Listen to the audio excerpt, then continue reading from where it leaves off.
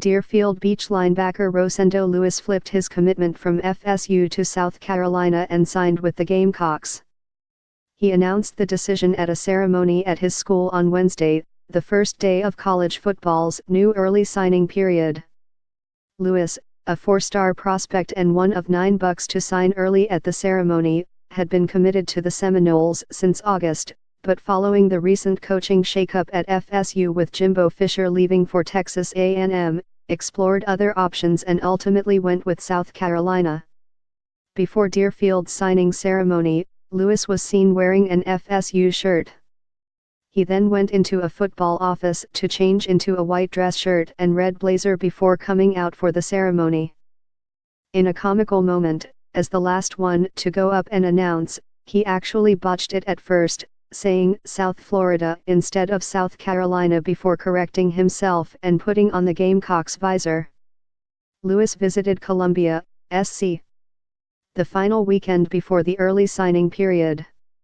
He had also met with new FSU coach Willie Taggart both at the school and during an in-home visit last week.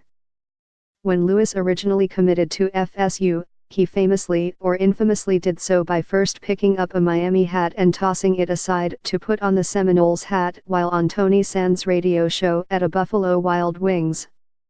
A Gamecocks was also sitting on the table that night.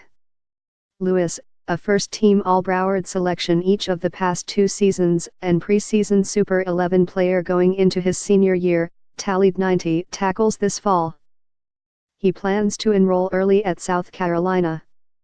Among others to sign at Deerfield on Wednesday were cornerback Miguel Edwards to Oklahoma and linebacker Ashton Pierre to Kentucky, a pair of key cogs in the Bucks' gaudy defense. Both will also be enrolling early.